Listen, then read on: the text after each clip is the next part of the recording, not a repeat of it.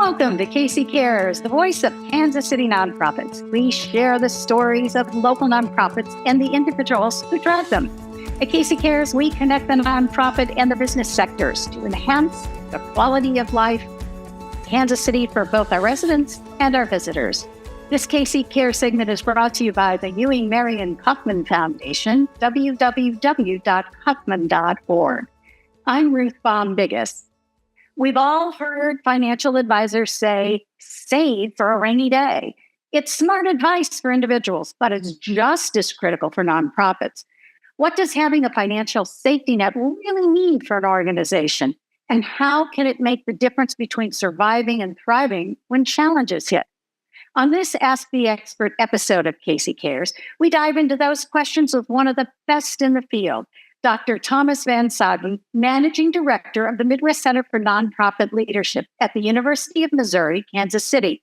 The center is devoted to helping nonprofits strengthen their leadership, improve performance, and amplify their impact through education, research, and service.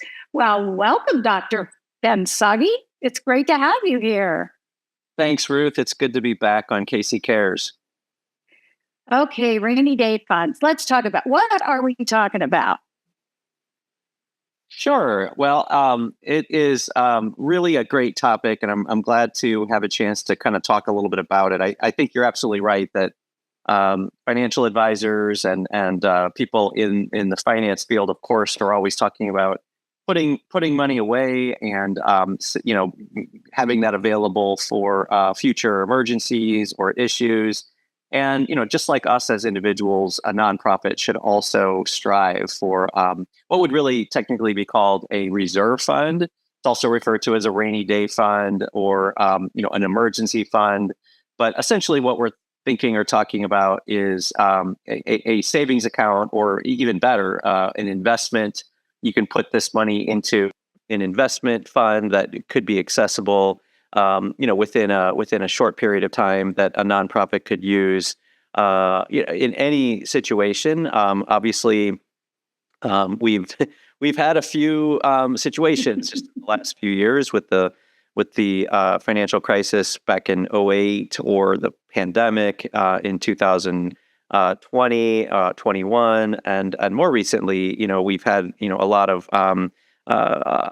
of changes with federal funding, and if you're a nonprofit that has received federal funding, then that would certainly be something that you might need to lean on. And I can provide a lot of examples, but essentially, we're talking about a savings account that a nonprofit should be able to use in the event that their revenue streams become compromised or limited, or there's unexpected turbulence along the way. Okay, so how does that differ? Or maybe it's the same as an endowment.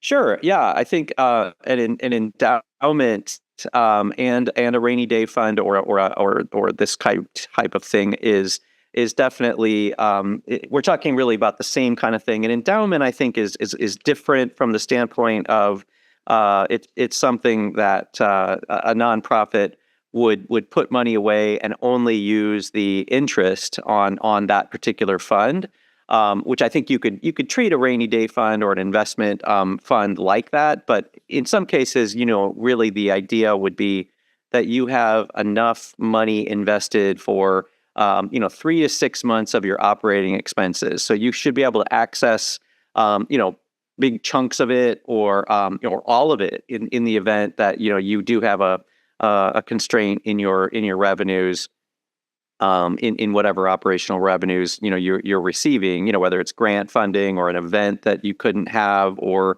a particular donor didn't come through. So it's really an endowment, I think, is really structured around we're only going to use the interest to provide a scholarship, or we're going to use the interest to support this particular position. Where I think a rainy day fund is structured more to provide a large amount of money, to replace your operational or your revenue streams that may have been compromised. Now, it would be great. I mean, I think an endowment or a fund like this could be used to help supplement your operations. Like every year, you're going to rely on a certain amount of money in your rainy day fund, a certain amount of interest that you're going to put back into your into your operations. And so that would be another way to think about it as well. But I think it's really important that, most of the time with an endowment, you would never want to go into the principal. You'd never want to go into that and take it for something or a need. But I think that's what a rainy day fund is really there for. It's to, if you have a $300,000 fund and you needed, $100,000 to make payroll for a certain month, then you should be able to take a third of it in order to do that. So you could use the interest of an endowment if you have an endowment, because I would guess that not all nonprofits do. And it sounds like endowment is more futuristic planning, whereas a rainy day fund is like, it's raining tomorrow. I need that money to be able to keep my organization maybe afloat in some ways. Right. Yeah. Yeah. So it's definitely there. And, I am a part-time executive director of a nonprofit, and, we have about $1 million in a what we call a reserve fund. And this particular year that we're in, we had to take about $120,000 to help us with operating costs for the current year. And that was not anything that was in our planning. I mean, we just found ourselves in a situation where we rely heavily on a conference, where we have people come to a conference from really all over the world. And we know this year's conference is going to be smaller because people are concerned about, from outside of the United States especially, they're concerned about not being able to get into the country or get out of the country. And so unfortunately, that's had a very interesting effect on us. And so,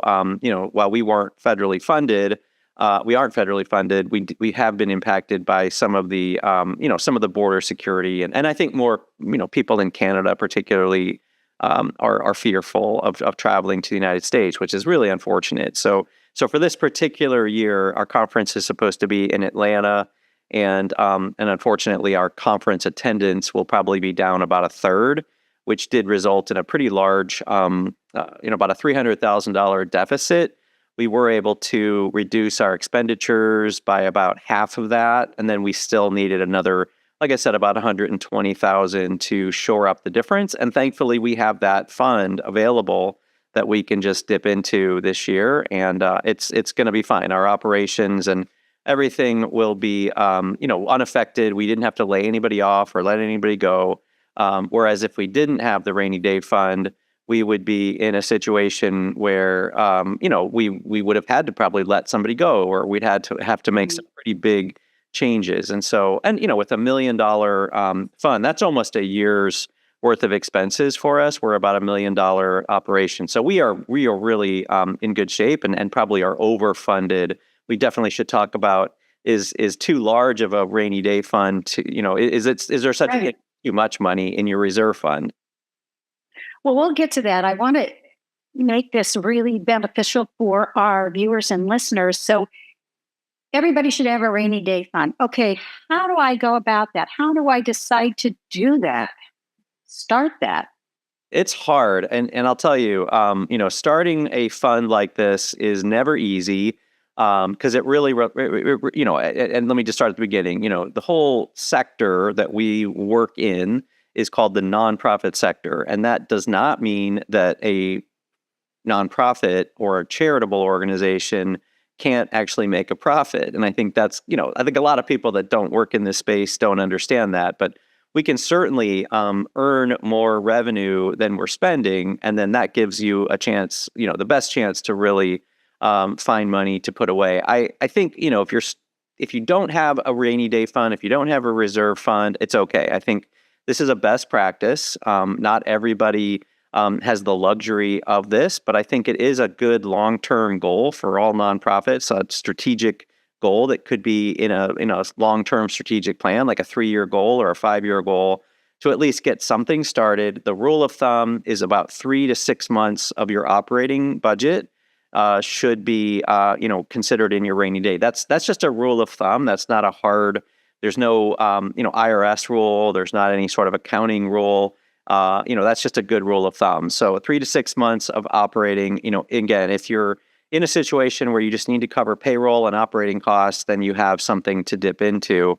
And again, starting this, it's difficult to find funders that want to give, a gift, a charitable gift, an individual donation, or a corporate sponsorship, or a foundation grant solely for the purposes of creating a rainy day fund. It's just not sexy. It's not something that most people are excited about, But again, I think it's about over time, how can you structure your budget so you're always earning more revenue than you're spending, and even just incrementally putting away a little bit, maybe a month a year, a month of operating expenses a year would be a reasonable goal or a good goal. So within, 3 years, you could actually have 3 months of reserve funding. And so, of course, it's easy to talk about this. There's never a time where nonprofits have enough money. There's never a time where, we have too many donors and that happens, but it's certainly an exception rather than the rule. That being said, what's your best advice to begin something like this? Especially now. I mean, we're in a situation where federal funds have been cut. I'm sure state and if you have local funding, everybody's looking very, closely at budgets. Not that they didn't before, but I think even more so now. So, what are those tips and advice as to how to make this happen? Yeah, again, I think I would just go back to, really strategically creating a budget, your annual budget, where you're just not spending every cent of your operating fund. And so you're saying we're going to set aside, $10,000 or $20,000 in this particular budget year. We're going to, earn that revenue through, maybe an entrepreneurial source of funds. I mean, I always use the Girl Scouts as a great example. Girl Scout cookie sales. I mean, that's, if you can find something that you can, monetize, sell, provide some value to individuals that they're willing to pay for. And I think that's really truly one of the most opportunistic or best ways for nonprofits, I think, at this particular moment in time, to really look at diversifying revenue. Instead of just going to the same donors or the same foundations or state and federal funds, but to really find these more creative ways of raising revenue. And so I think if you can come up with some of those types of revenue streams, that would be a really good way to maybe add or increase your revenues in a particular year or over a particular series of years to really get that started. Now, you might find a donor, especially if you're talking about an endowment, really restricting the funding. There would be donors that I think would be really interested in that, to set up something in perpetuity. We want to create a pool of funds that the nonprofit can use to draw on, to operate on. I know that I just had a conversation yesterday with somebody who used to work at Union Station here in Kansas City, and I know that they sold. I didn't realize this, but Washington Park used to be owned by Union Station. They sold that property and actually have used that funding to start an endowment fund for just to help support their operating budget. And so, most nonprofits don't have that kind of asset. They don't have a large chunk of land or anything like that. But you never know. I mean, I used to work at William Jewell College. I taught there for many years, and I think back in the 1930s, a donor literally gave the college oil wells. I mean, literally oil wells in Texas, and that was a pretty lucrative investment that I know the college had for a long time, and talked about selling it, but just making money off of those oil wells. So you never know. Donors might not leave you money or cash, but it may be real estate or a piece of property that you could monetize and then put that money into a fund like this. But I will say it's never easy because we're always, most nonprofits are operating, they're scrappy. They're just making it work month to month, day to day. year to year, and having the luxury of actually having enough money to put money into the bank it's a tough ask. And so, most of the time, a nonprofit that's in the earlier stages of its evolution as a startup or in a growth mode wouldn't probably have the ability to do this. So it's really a nonprofit that reaches that mature phase and they're earning enough revenue to pay for all their employees and operate their programs. And then they can really start to think about doing this long term. I want to dive into the idea of revenue. Of course, I think we're donor gifts and those things are revenue, but the creative side of that. Do you have some examples of some local nonprofits that have been able to do that and maybe use that as their rainy day fund impetus? Yeah, I won't name the specific nonprofits, but I do know of several examples of nonprofits who they're really focused on helping people find employment, go back to work, helping them with training. There's some really cool ways of creating opportunities where where clients are working in a place that's actually, like a coffee shop, a nonprofit that opens a coffee shop, and the employees that are there are working there. They're making the drinks and serving, working in the kitchen, and then the coffee shop is actually turning some sort of profit that's giving money back to the operations of the nonprofit. I've also seen it done. I'm a beekeeper, and I love any stories where nonprofits are using honey and production of honey and all of the sort of the byproducts that come with that, but teaching people about how to be beekeepers and maintaining them, keeping the bees, and then of course the honey that's produced off of the bees, and then even some of the other types of wax and other products that you can make, beauty care products. I mean, and I know that there's organizations I know in Chicago that are doing that as well. And so I think it's really about in order to avoid taxes by the IRS. You do have to do this work within your mission. So it is important. I've always struggled with how do the Girl Scouts justify selling Girl Scout cookies? I mean, how do cookies and the mission of Girl Scouts connect? And I've been told over and over again by leaders in that organization that Girl Scout cookies and selling those helps teach young women about entrepreneurship and starting a business. And so I can see that, and I think that makes a lot of sense. But if an organization just wanted to open up a quick trip, the IRS would want to tax that. And so it's important as you're exploring these social ventures that the mission and the work that you're doing does complement or create this sense of we're training employees, we're providing opportunities for our clients through these means of also producing revenue. You bring up a very good point with taxation and all of that. So as a leader of a nonprofit is thinking through this, et cetera, who should they be consulting with to make sure that they don't get themselves in a whole heap of trouble and the bees attack the hive? We'll stay with the bee alliteration. Okay. Well, there's a couple of dimensions that I think a nonprofit should be thoughtful about. First, I think, your accountants, whoever does your books, your accounting, could really help with this space a little bit in terms of what are the rules that the IRS, provides, and what's permissible in terms of revenue streams, to keep you from actually paying.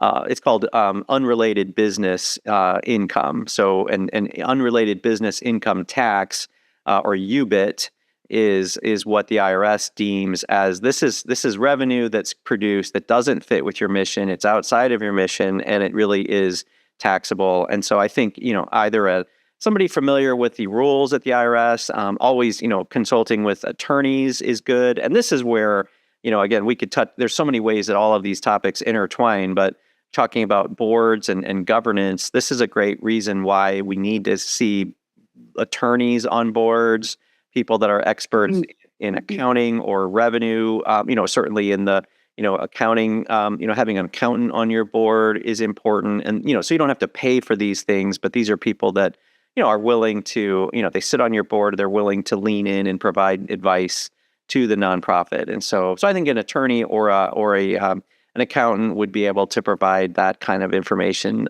to any nonprofit leader as they're exploring these different types of revenue streams. We're talking with Dr. Thomas Vansaghi. He is the managing director of the Midwest Center for Nonprofit Leadership, a great resource for information. Just throw that out there. We also have to talk about some issues like trust and confidence. Let's discuss that a little bit as we look at rainy day funds as the main topic. Yeah, no, a nonprofit that has a reserve fund is going to be viewed as an organization that's operating well. There's going to be a higher regard for anybody who's considering making a gift or a donation, whether it's a foundation, a corporation, and certainly individuals. They're going to feel like, wow, this is an organization that's well managed. They have thought about what ifs, and they are an organization that I have a higher degree of trust. And I feel like it's a safer investment. I think we should think about donors as investors, and nobody wants to make a donation to a nonprofit that's circling the drain. And that's a really mean thing to say. But if you're an organization that's barely surviving, and you're running on fumes, unfortunately, there are, even though that's an organization that needs donors to come to the aid and provide the support. Unfortunately, that doesn't really provide a lot of confidence to a donor. But an organization on the opposite side of that is well managed and could say, yes, we have a 6-month reserve fund. That certainly provides a really good indication that the organization is well managed, it's well governed, and they're really trying to do everything correctly. And so. And I think again, what kind of policies does the nonprofit have, and how it can use its reserves? Clearly, that should be very strictly focused on maintaining the operations. All of it should be mission aligned and mission focused, and it can't be just for like a corporation might have a venture capitalist fund. It's like, this is for experimenting or doing crazy ideas. And again, not most nonprofits don't have that luxury. Foundations can do some of that experimentation by funding particular projects, but a nonprofit doesn't have that kind of risk ability with their funding. And I don't know how donors would feel about that. Now, maybe a donor would be like, yes, I want to invest in that. I want to provide funding to start something really new and interesting. That's a lot sexier than starting an endowment. But most donors, I think, are much more inclined to want to contribute to a nonprofit that's well run, well managed, and they know it's going to be around, not just in a year, but in 100 years. Do you have any thoughts on whether a rainy day fund needs to sit at a bank or a credit union? I mean, give us a little of that financial wisdom. Yeah, no, that's a good question. No, absolutely. It should be, ideally, maybe a short-term investment opportunity that you're actually getting a better return than a savings account. For years, savings accounts had zero interest. I mean, when I was a little kid, I remember getting, a little extra money that I would earn in a little savings account with my allowance, right. First jobs that I had. But in more recent years, with interest rates so low, savings accounts didn't really pay any dividends. So a savings account at a minimum, but I think it's important to know that your money is available, that it's not something that's tied up in an investment fund that is not accessible. Again, because I think that a rainy day fund is there to provide support for the organization when something unexpected happens, when there is something that occurs that, and maybe it's a problem with an air conditioning system or an operational situation where, you just have to, we've had too many people come to our summer camp. We have to hire extra people. I mean, maybe it's a good thing that you just need a little bit of extra funding, more of a cash flow situation just to get you through 1 month to the next. So if it's all locked down in long-term investments, then obviously it can be very difficult to access it. So it does need to be accessible. And I'm not a financial expert, but I think any kind of an investment person could help separate out the types of funds that would provide some return, but also be fairly easy to get to. And again, an endowment is something that's pretty much locked up in an investment account that's only focused on the revenue stream that's created from the interest. Maybe it's, talking with your own bank as the nonprofit, just to say, we know this is something we should do. How can you help us? How can you make this possible aside from our regular operating accounts? Certainly I would hope that your bank could help you out there. Is there a way to approach donors with the idea, we want to create this because times are so uncertain. We want to do this as good stewardship for our organization, even though you don't maybe need to replace that freezer in your food pantry?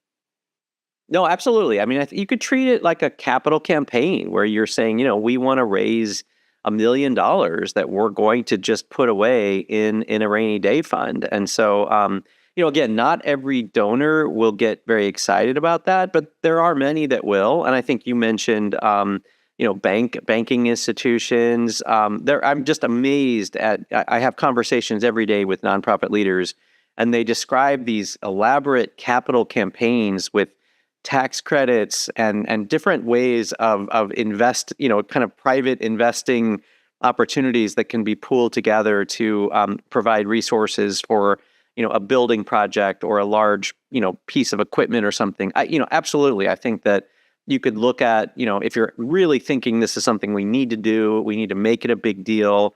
Absolutely. I think you could devise a fundraising strategy just to build an endowment, just to build a reserve fund, if that's something that I think, that the organization deems a priority. As we're in a moment right now where the federal government is really pretty severely restricting funding to the nonprofit sector. And so, I don't know if this is the right moment to go out and ask donors for that. I just know a lot of donors are being asked to just help nonprofits, with their operating expenses, with the cuts that they're enduring. And so, but that doesn't mean there are lots of nonprofits in Kansas City at this moment who are, exploring and launching capital campaigns, and it's not going to stop them from doing that just because of the climate. There will always be donors who want to, provide funds to support something like this. Well, and we saw it during COVID when you had a huge step up from even in our own community between United Way, the Greater Kansas City Community Foundation. There were a couple of other foundations that created the big fund that then they were able to distribute from. But let's not wish for that to come back. We have just a moment or two left. What shouldn't we do? So one of the things that's interesting about a rainy day fund is that just, creating one is amazing. It's absolutely best practice. I would encourage every nonprofit to do it. But there is such a thing as the rainy day fund being too big. And that's really a situation where, we have, as I mentioned earlier, I happen to provide, leadership to a nonprofit, and, we had about 12 months of reserves. I mean, that's probably bordering on maybe a little too much. And donors, or in our case, we have members that join this organization. They might challenge the executive director or the board and say, why aren't you putting that money to work? Why aren't you, reducing fees to our participants in the conference? Or why don't you provide more scholarships, or whatever it is that you do? I think it's a good challenge. It's like there is such a thing as too much. You're putting too much money into your rainy day fund, and donors might get a little testy about that. No, I'm not going to donate. You guys have this giant pot of money, and you can look at I know that like Harvard University is so easy to pick on. They have billions and billions of dollars in their endowments, and it's great. But if you're an alum of Harvard, why you might be scratching your head and saying, why would I want to give to Harvard? They have so much money, and so I think it's an important, just an important question that you shouldn't just strive to have as much money stockpiled as you can, because I think there are legitimate questions about, shouldn't you take that and use it for the mission that you're here to provide?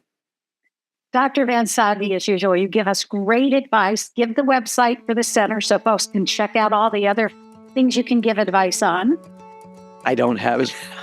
That's okay. I believe it's at UMKC. It's the Midwest Center for Nonprofit Leadership. Don't Google it, everybody. You'll be able to find it. Thank you so much for being our expert.